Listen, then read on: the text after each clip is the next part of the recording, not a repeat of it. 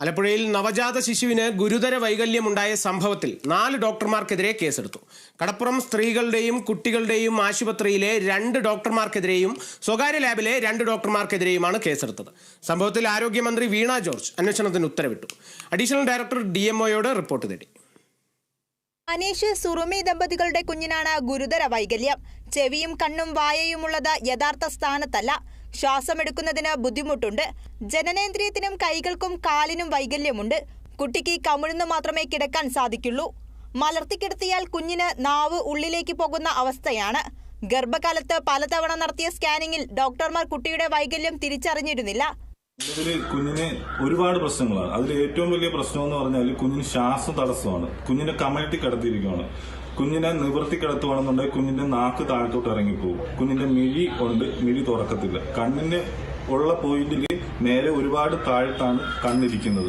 1 മാസം മരുന്നൊഴിക്കെന്ന് പറഞ്ഞ് ഡോക്ടർ വിട്ടിരിക്കുകയാണ്. അത് കഴിഞ്ഞിട്ടുള്ള ജനനേന്ദ്രിയ പ്രശ്നം. കുഞ്ഞിന്റെ കാലിന്റെ പട്ടിക്ക് വളവുണ്ട്.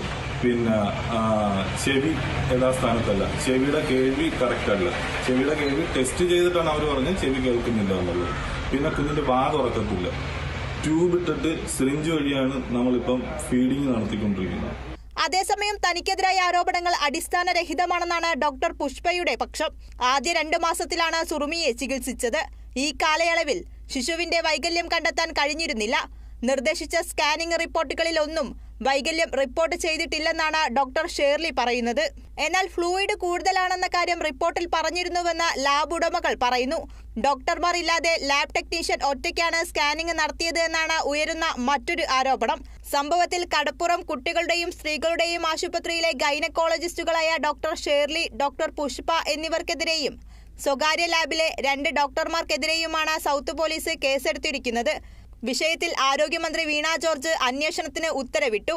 ആരോഗ്യവകുപ്പ് അഡീഷണൽ ഡയറക്ടർക്കാണ് അന്വേഷണ ചുമതല. അഡീഷണൽ ഡയറക്ടർ DMOയോട് റിപ്പോർട്ട് തേടി. സംഭവത്തിൽ കുടുംബം മുഖ്യമന്ത്രിക്കും പരാതി നൽകിയിട്ടുണ്ട്. സ്കാനിംഗ് സെന്ററും ആ ഡോക്ടർമാരും കാണിച്ച വീഴ്ചയാണ് ഞങ്ങൾക്ക് ഇങ്ങനൊരു ദുരവസ്ഥ ഉണ്ടായത്. ഈ വനിതാ ശിശുഭവൻ ആശുപത്രിയിൽ നിന്നും ഈ സ്കാനിംഗ് സെന്ററിലെ റിപ്പോർട്ടും വെച്ച് ഞാൻ എവിടം വരെയാണ് പോകേണ്ടത്, എന്നാൽ കഴിയുന്ന വിധത്തിൽ ഞാൻ പോകും. Kerala vision news, Alappuzha.